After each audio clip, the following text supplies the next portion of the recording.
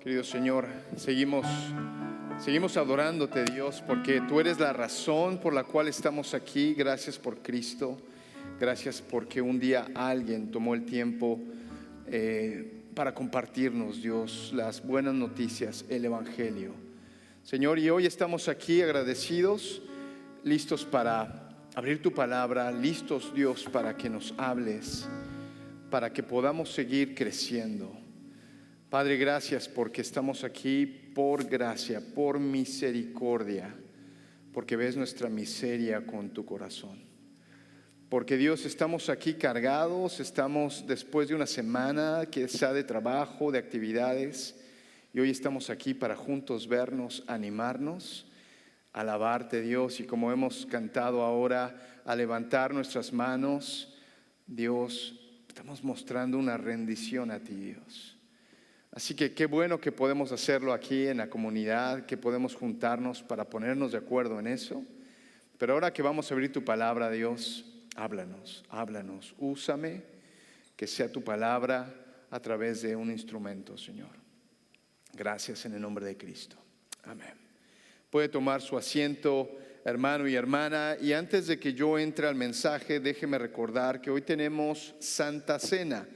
Eso significa que mientras seguimos en COVID o en esta temporada, seguimos haciéndolo a través de estas copitas. Así que si usted no tiene una, puede tomar ahora un tiempo, vaya ahí en la entrada, tenemos las puertas, tome una y recuerde que el pan está incluido en esta pequeña tapita. Así que tome la libertad de ir por ella, porque terminando el sermón vamos a celebrar la comunión juntos. Pero déjeme decirle que esta semana ha sido una semana bien hermosa. Terminamos este viernes con cantos. ¿Quiénes estuvieron aquí el viernes? Levante su mano. ¿Se gozaron o no? Ay, esa capilla se estaba cayendo en pedacitos cuando los hispanos se ponen a cantar y estar adorando al Señor, y además teníamos todos esos ritmos. Esa capilla estaba tremenda. Qué bueno que pudieron venir con nosotros. ¿Cuántos de ustedes también nos acompañaron en los apartamentos? Usted sabe que de lunes a jueves era nuestro plan de poder estar en ese lugar con los estudiantes. Pero sucedió algo con los estudiantes. Tuvimos que mandarlos a su casa el día martes por la mañana, porque había la posibilidad de un contagio. Gracias a Dios, todos, la gran mayoría están bien, se han hecho pruebas, están bien, pero tuvimos que mandarlos a su casa. Eso requirió tomar el teléfono y mandar textos reclutando a los hispanos para que vinieran a acompañarnos. ¿Cuántos llegaron el lunes y también el martes y el miércoles? Levante su mano. Excelente, levántela bien. Algunos están así, ay no, yo aquí. Éramos un ejército, hermanos, respondiendo a la necesidad, respondiendo al llamado. Estuvimos predicando el Evangelio en los apartamentos con algunas actividades.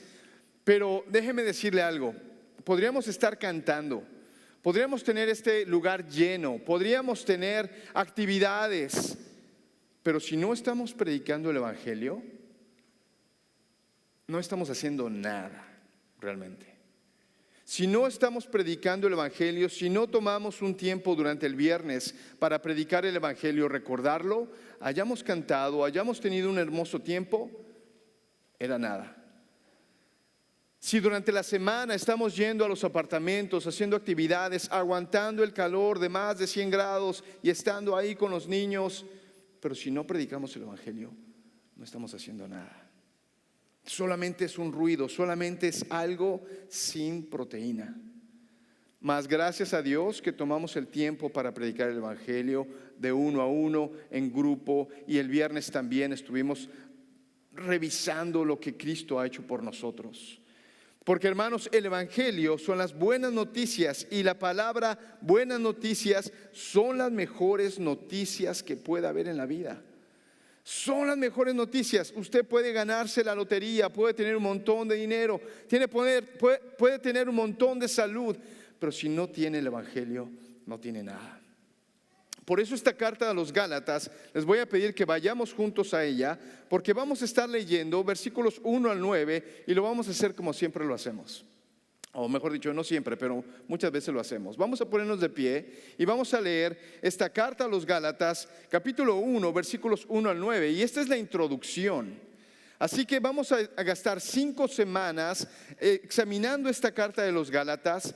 Esta es una sencilla introducción. Vamos a ver algunos versículos, pero mejor dicho, vamos a poner la mesa para lo que viene en las siguientes 4 semanas. El pastor Rafi predicará la siguiente semana, pero hoy vamos a hacer una introducción. Gálatas capítulo 1, versículos 1 al 9. Voy a leer de la Reina Valera 60. Dice lo siguiente, sígame con su vista. Apóstol, Pablo, apóstol, no de hombres ni por hombre, sino por Jesucristo y por Dios el Padre que lo resucitó de los muertos, y todos los hermanos que están conmigo a las iglesias de Galacia. Gracia y paz sean a vosotros, de Dios el Padre y de nuestro Señor Jesucristo, el cual se dio a sí mismo por nuestros pecados para librarnos del presente siglo malo, conforme a la voluntad de nuestro Dios y Padre, a quien sea la gloria por los siglos de los siglos. Amén. Estoy maravillado de que tan pronto os hayáis alejado del que os llamó por la gracia de Cristo para seguir un evangelio diferente. No que haya otro, sino que hay algunos que os perturban y quieren pervertir el evangelio de Cristo. Mas si aún nosotros o un ángel del cielo os anunciare otro evangelio diferente del que os hemos anunciado, sea anatema. Como antes hemos dicho, también ahora lo repito, si alguno os predica diferente evangelio del que habéis recibido, sea anatema. Puede tomar su asiento. Porque yo no sé si usted notó el volumen con el que Pablo está escribiendo esta primera carta de su autoría, la carta a los Gálatas. Sabe que Martín Lutero, consideraba la carta a los Gálatas el mejor libro de la Biblia. Martín Lutero tomaba su Biblia y decía, si yo tuviera que escoger de todos estos, yo escojo Gálatas. Aunque claro, Martín Lutero decía que la carta a Santiago era una carta hecha de paja, que no tenía mucho valor. Pero recuerde que Lutero es un ser humano. Pero él decía, la carta a los Gálatas es el grito de la guerra de reforma, la declaración cristiana de independencia. ¿Se acuerda que hace unos días atrás celebramos la independencia de Estados Unidos, el 4 de julio? Y hemos dicho que estos héroes redactaron esa carta y declararon independencia, y ahora tenían que luchar por esa independencia. Pero Martín Lutero decía, esta carta a los Gálatas es la declaración cristiana de la independencia. Ahora sabemos que Martín Lutero, junto con muchos hombres, estuvieron dirigiendo la reforma. La revisión de la fe y lo que nosotros como cristianos estamos haciendo. Martín Lutero, Juan Calvino y algunos más se dieron cuenta que la famosa iglesia estaba haciendo todo menos predicar el evangelio. El evangelio que ellos estaban predicando era un evangelio corrompido. Era un evangelio disfrazado. Por eso hacemos bien en venir a la palabra de Dios aquí en la iglesia y tomar esta carta a los Gálatas y examinarla. Por mí hubiéramos tomado meses para estudiarla. Pero vamos a depender en ustedes que también vayan a casa, lean la palabra y se empapen de esta carta a los Gálatas. Pero déjenme introducir un poco el asunto de los Gálatas, porque la fecha es alrededor del año 55 al 60 después de Cristo. Esto es unos 20 años después de que Jesucristo ha resucitado.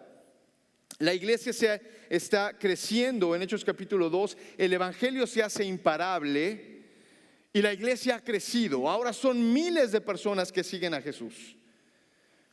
Pero la carta a los Gálatas llega unos 20 años después de todo este movimiento con la iglesia. Si recordamos, en la serie que hemos estudiado, que llamamos Imparable, y estudiamos el libro de los Hechos capítulo 1 al 13, hemos visto cómo el evangelio, cómo la iglesia creció a miles de personas. Miles de creyentes estaban llegando a Cristo. Hemos leído el capítulo 4, el capítulo 2, donde vemos que 3,000 vienen a Cristo, 5,000 más. Y para el capítulo 8 podemos ver un número de 10,000 creyentes solamente en Jerusalén. Ahora, esto es importante destacar porque esos creyentes en Jerusalén son la gran mayoría judíos. Son judíos que ahora su fe está en Cristo, los hace judíos mesiánicos, y ahora han depositado su fe en Jesús, pero siguen siendo judíos. Siguen practicando la circuncisión, siguen yendo al templo para adorar, siguen haciendo y leyendo la Torá, que es la ley. Y estos judíos están ahora entendiendo la nueva fe en Jesucristo. Pero antes de que la carta a los Gálatas se escriba, o algunos comentaristas dicen que al mismo tiempo que se está escribiendo Gálatas, está sucediendo el capítulo 15 del libro de los Hechos. Y el libro de los Hechos, capítulo 15, es lo que yo le he llamado la primera reforma. Porque todos sabemos cuál es la reforma protestante, 1530. ¿Recuerdan? La reforma protestante tiene 5 solas, de las cuales la iglesia protestante evangélica hoy sostenemos como verdad. Y los van a ver ahí en su pantalla seguramente, pero estas 5 solas son sola escritura. Después de la reforma entendimos que solo la escritura, solo la palabra de Dios es nuestra guía. También entendemos que solo la fe, solo la gracia, solo Cristo y solo a Dios gloria.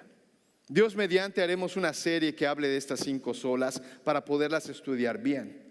Pero esta es la reforma protestante de 1530. Pero ven conmigo a Hechos capítulo 15, porque lo que vemos ahí es la primera reforma de la fe. ¿Qué está pasando ahí en Hechos capítulo 15? Está la iglesia en Jerusalén poniéndose de acuerdo en lo que el evangelio y lo que la iglesia tiene que seguir. Porque había personas, los judaizantes, que decían que para poder ser cristiano, primero tienes que ser judío. Para que tu fe en Cristo sea genuina, tienes que ser primero judío. Circuncidarte, comer comida kosher, observar la ley y adorar como ellos lo hacían. Pero gracias a Dios que en el capítulo 15 de los Hechos la primera reforma llega y se ponen de acuerdo los apóstoles para realmente entender qué es la salvación y qué es lo que nosotros tenemos que entender. Pero antes del capítulo 15, ¿recuerdas que hay un acontecimiento entre Pedro y un romano gentil llamado el centurión? Ahora déjame rápidamente mostrarte algunos versículos, porque eso está en capítulo 10 de Hechos. Pero en Hechos capítulo 11, versículos 2 al 3, es cuando Pedro, después de haber pasado unos días con Cornelio, su gente, después de que Pedro se sentó con ellos, comió con ellos, estuvo con ellos, ahora Pedro sube a Jerusalén. Pero mira lo que los versículos 2 y 3 dicen. Y cuando Pedro subió a Jerusalén, disputaban con él los que eran de la circuncisión, diciendo: ¿por qué has entrado en casa de hombres incircuncisos? ¿Y por qué has comido con ellos? En el momento en que Pedro sube a Jerusalén, lo que podemos ver es que empieza a discutir con los judaizantes. Y lo que ellos le van a decir es: Pedro, ¿por qué te sentaste a comer con los gentiles? ¿Por qué te juntas con ellos?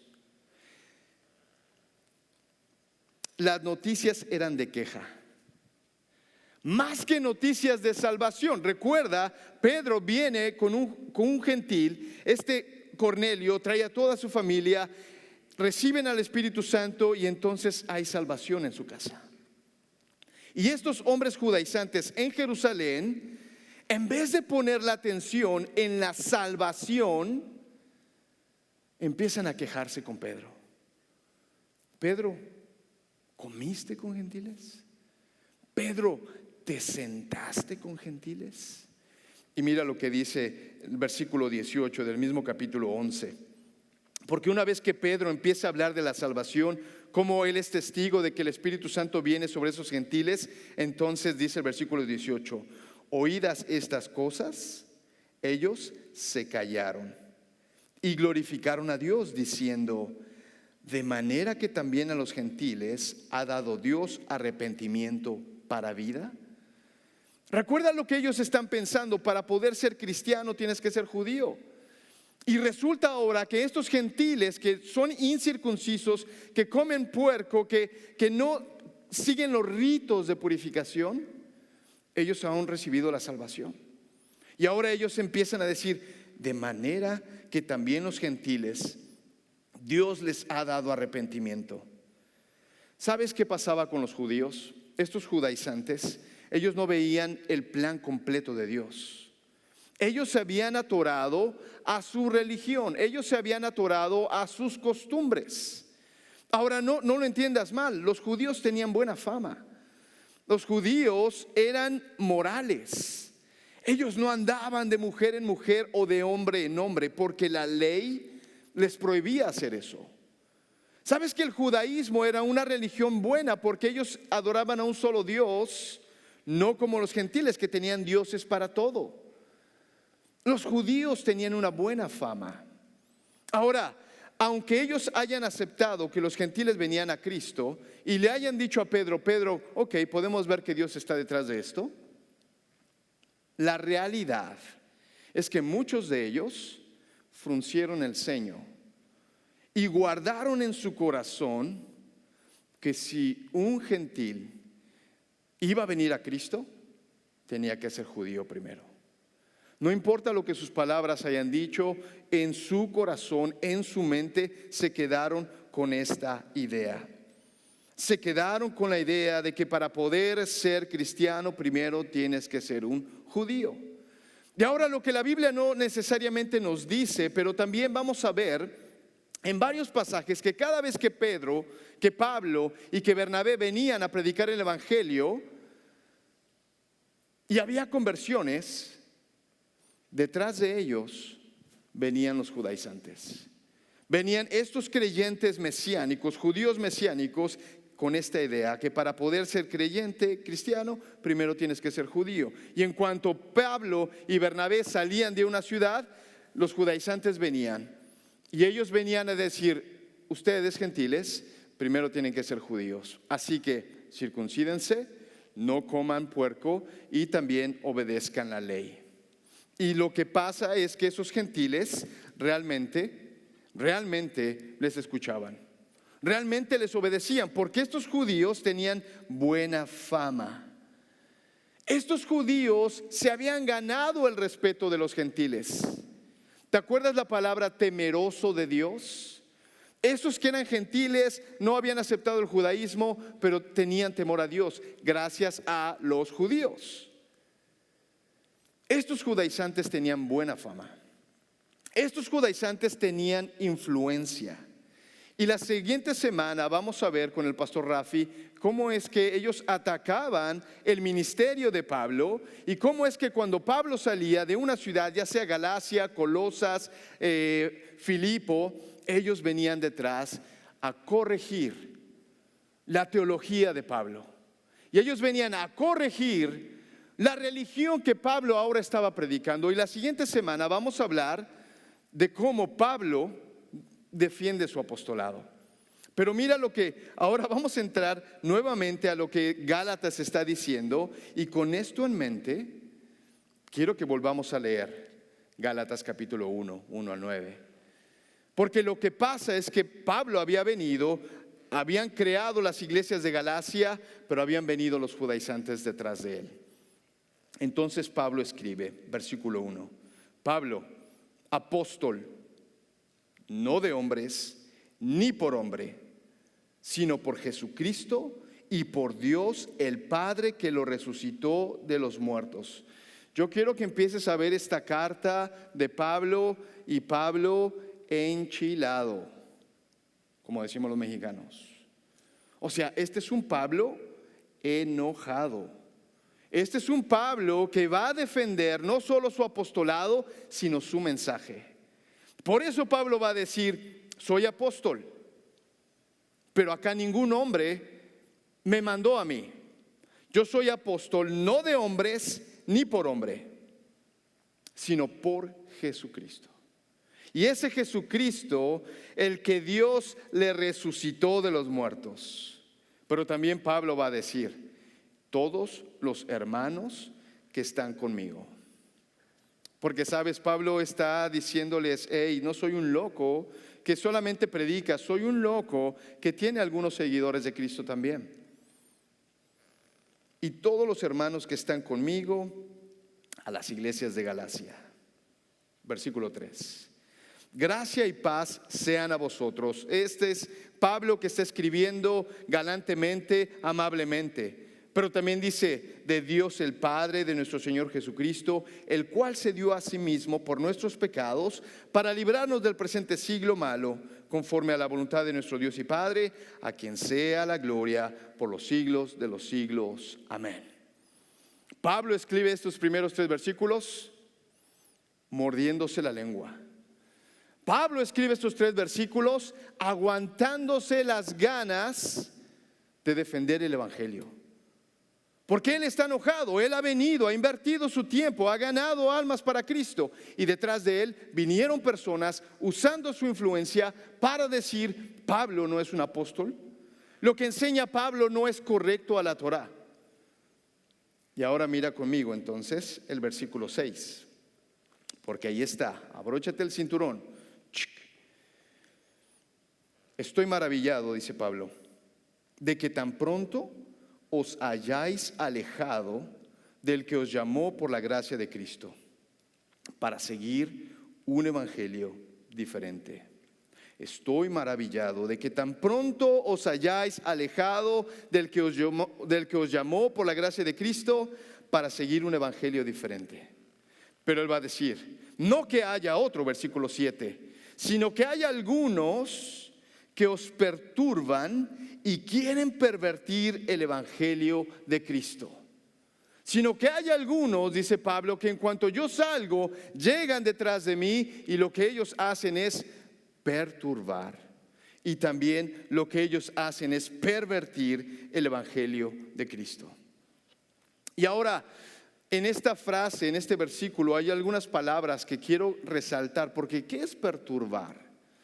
La palabra perturbar habla de quitar la tranquilidad. Como cuando abres esa hoja que llegó en el correo y entonces dice que debes una cantidad de electricidad. Ese bill te perturba. Ese bill te quita la tranquilidad, ¿sí o no? Es quitar la tranquilidad. Es crear un escándalo interno, es creando miedo e intimidación. Esta palabra perturbar, tú y yo la hemos vivido. Cuando se nos quita la paz, cuando hay algo que nos está moviendo, cuando hay algo que nos preocupa, ¿dónde lo sientes? ¿En tu mente? No, lo sientes en tus entrañas. Y entonces empieza a haber gastritis y empieza a haber ácido y empieza tu estómago a sentirse mal. Ha habido ocasiones en que por esa perturbación no quieres hacer algo.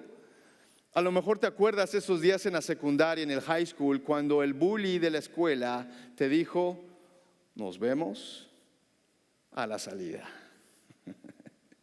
Y todavía faltaban 3 horas para la salida, ¿no? Y tienes que estudiar y ahí estás perturbado y sientes que yo no quiero que sea la salida porque me van a golpear. Es esa perturbación. O sea que estos hombres venían no solamente a hablar, sino que usaban su influencia y su buen estándar religioso y venían a perturbar a los creyentes. Pero también la palabra pervertir. ¿Sabes? Es interesante, déjame volver a la palabra perturbar, porque recuerdas cuando Pedro está hablando con Cornelio y hay salvación, y entonces yo me imagino a Pedro subiendo a Jerusalén contento de la vida. Y está Pedro para testificar de la mano de Dios. Pero ¿qué noticias habían llegado primero? ¿No era una queja? No era Pedro se sentó con los gentiles. Llegaron a perturbar a la iglesia en Jerusalén de lo que Pedro estaba haciendo. Cuando ellos llegaron, cuando Pedro llega, se encuentra que ahora hay una noticia mala que ya estuvo en Facebook, ya está en WhatsApp, en TikTok. Todo mundo sabe que Pedro se sentó con los gentiles. Porque, hermanos, las malas noticias siempre corren. Y las malas noticias, por cualquier razón, siempre llegan primero. Y cuando leemos el capítulo 11 y vemos que Pedro se sienta a contender con ellos, claro, porque estos hombres habían perturbado a la iglesia y habían incomodado a los creyentes. Pero también, déjame ahora sí volver a la palabra pervertir, porque no solamente estos hombres perturban, sino que también pervierten el evangelio. Y pervertir es la idea de cambiar el significado, de cambiarle el sentido, de adulterar algo. Y lo que estos judaizantes hacían era pervertir el evangelio, adulterándolo. El evangelio, que es hermoso y que es tan sencillo, estos hombres venían a pervertirlo. Cambiar el significado, cambiar el sentido, darle la vuelta. Y sabes que el evangelio es gracia, es un regalo, es algo tan sencillo para nuestra mente humana, aunque no es una gracia barata, porque le costó la vida a Jesucristo. Dios tuvo que entregar a su hijo, crucificarlo, y ese hijo murió en la cruz. No es una gracia, no es un regalo barato. Le costó la vida a Jesús, pero por otro lado es un regalo. Es algo que solamente se acepta, es algo que solamente se recibe. Pero mira, este Pablo enojado sigue diciendo lo siguiente, versículo 8: mas si aún nosotros o un ángel del cielo os anunciare otro evangelio diferente del que os hemos anunciado, dice Pablo, sea anatema. Si aún nosotros, y él se incluye, dice, si aún un apóstol o un líder o alguien que tiene cierta reputación os enseña otro evangelio, que sea anatema. Pero también dice, o un ángel del cielo. Si aún un ángel del cielo viene y te dice otro evangelio, también sea anatema. Y antes de decir los hombres o los ángeles, déjame decirte que es ser anatema. Anatema es cargar con una maldición de la cual no hay salida.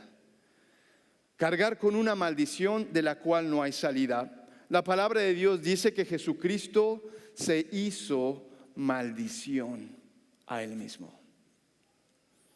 Y al haberse hecho maldición, entonces murió en la cruz. Para que lo entiendas mejor, una vez que un hombre era condenado a la muerte en la cruz, ya no había para atrás. Una vez que un hombre era colgado en un madero, ya no había para atrás. Ese hombre era ahora un anatema. Estaba siendo condenado y no había solución. Hoy en día tenemos en los Estados Unidos la pena capital, la pena de muerte. Cuando un preso ha sido condenado a la pena de muerte, todavía en esa cámara hay un teléfono donde el presidente puede tomar ese teléfono, hacer una llamada y cancelar el castigo. Un hombre que era condenado a la cruz, no existía tal teléfono. Y lo que Pablo está diciendo, aun si un hombre viene a pervertir el evangelio, que caiga sobre él una maldición en la cual no hay salida. Aun si un ángel viene a anunciar un evangelio diferente, que caiga sobre él una maldición en la cual no hay salida. Así que ¿cuántos de nosotros queremos predicar un evangelio adulterado? Qué bueno que ninguno.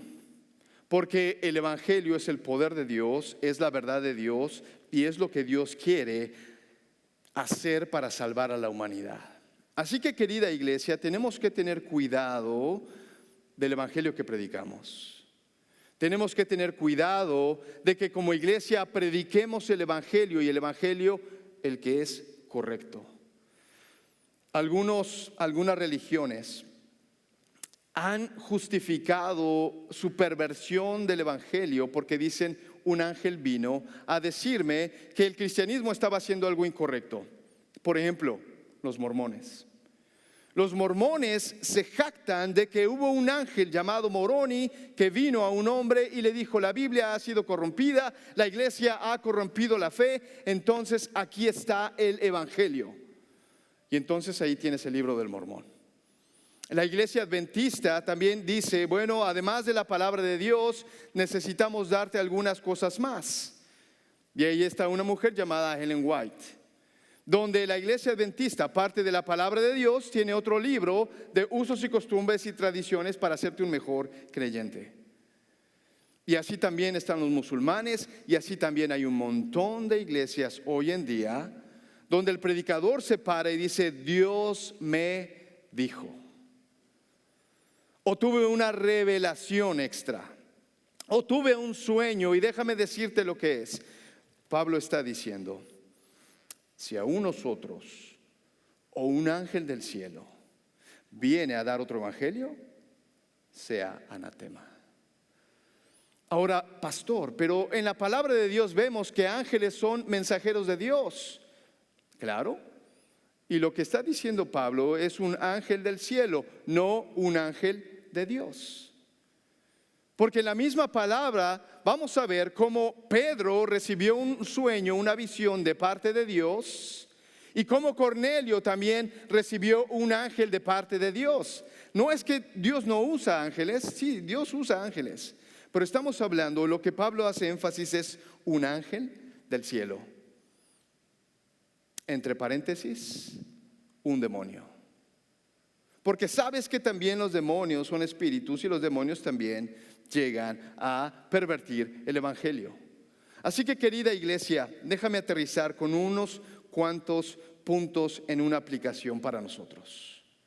Punto número 1: no permitas que otros te perturben. No permitas que alguien más llegue y te produzca un malestar espiritual y físico. No permitas que otros vengan y te perturben. Hemos hablado de la armadura de Dios, Efesios capítulo 6, donde estuvimos hablando, no es tanto el vestirse como un soldado, sino utilizar la verdad, proteger la mente, proteger el corazón con el evangelio. La armadura de Dios es el evangelio, es tu identidad como hijo de Dios.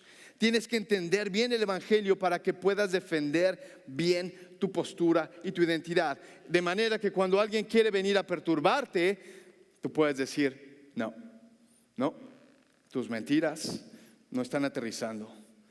Tus mentiras o tus ganas de molestarme realmente no están aterrizando. Así que no permitas que otros te perturben. Pero número 2, la necesidad de ser una iglesia que conozca las escrituras. ¿Dónde está la palabra evangelio? Sabes que el evangelio está en 66 libros de la Biblia. En 66 libros de la Biblia. ¿Sabes dónde está Cristo? En los 66 libros de la Biblia. Querida iglesia, tienes que conocer la escritura. Yo sé que algunos de ustedes, como yo, aprendimos la teología sistemática hace muchos años atrás. Las doctrinas, las enseñanzas. Podemos ir de la Biblia de aquí a allá en versículos, y eso está bien. ¿Qué tal de la teología bíblica? ¿Qué tal de la teología donde analizas toda la escritura y toda la escritura está unida y toda la escritura te habla de Cristo? ¿Lo has estudiado así? ¿Qué tal de la teología histórica?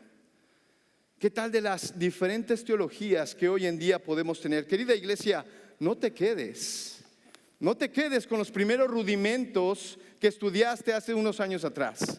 Tienes que ser un estudioso de la Biblia. Porque si tú no estudias la Biblia, entonces va a venir cualquier persona y te va a querer distorsionar el evangelio y vas a dejar de predicar el evangelio. Es más, te vas a alejar de la fe. Hoy en día con la pandemia, saben que todas las iglesias hemos perdido a miembros de la iglesia. Y algunos se han ido a una iglesia que predica mejor. Y algunos se han ido a una iglesia en donde la música es mejor o la instalación es mejor. Y yo siempre digo, si estás en una iglesia, eres un creyente, amén, necesitas la iglesia. nuestro temor como pastores es que hubo personas que se han ido que no eran creyentes. Y que no eran creyentes. Y que entonces ahora simplemente no tienen al Espíritu Santo y no tienen esa carga de congregarse, no tienen esa carga de aprender de la palabra de Dios. Querida iglesia, tienes que conocer las Escrituras. Y por último, tenemos que ser una iglesia que predica el Evangelio. Podemos cantar bonito, podemos tener hermosos programas, podemos ir a los apartamentos, hacer juegos, dar comida, podemos tener un montón de cosas buenas. Pero querida iglesia, tenemos que predicar el Evangelio. Mira estos asientos vacíos. Norte de Dallas, 1 millón de hispanos que hablan tu idioma. Querida iglesia, yo creo que en algunas pocas semanas y meses podemos aumentar el número de esta iglesia. Y no porque vengan a cantar y no porque vengan a ver un predicador, simplemente porque estamos predicando el Evangelio. Debemos ser una iglesia que predica el Evangelio. Y si todavía no estás listo para entender el Evangelio y conocerlo, no te preocupes, te vamos a dar herramientas para que aprendas a predicar el Evangelio y entonces puedas estar haciendo que la iglesia crezca no solo en número, sino en calidad. Y eso creo que va a pasar en pocas semanas. Y eso creo que va a pasar en pocos meses, donde nuestra asistencia pueda duplicarse. Ahora yo lo creo. ¿Tú lo crees? Amén. Porque no se trata de traer otros cristianos de otras iglesias. Si otros vienen, está bien. Pero tenemos que ir por el perdido, predicando el Evangelio. Ponte de pie. Amén. Ponte de pie y vamos a celebrar esta Santa Cena, hermanos. Porque ya el mismo Pablo, escribiendo a la iglesia en Corinto, les dijo lo siguiente: yo recibí del Señor lo mismo que les transmití a ustedes. El Señor Jesús, la noche en que fue traicionado, tomó el pan, lo partió y les dijo: este pan es mi cuerpo, que por ustedes es entregado. Haced esto todas las veces que se reúnan. Toma el pan, pártelo y entonces ponlo en tu boca.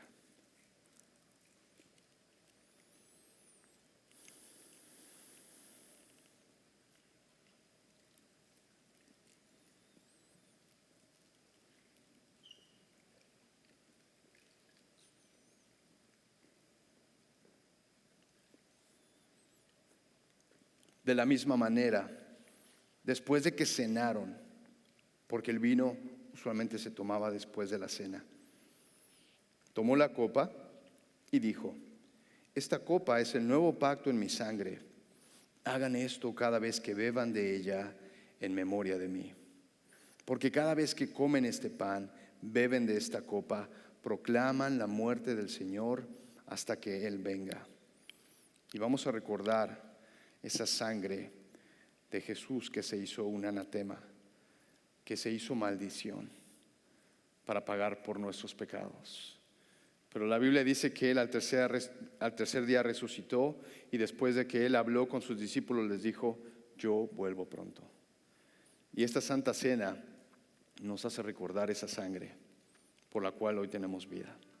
Tomemos.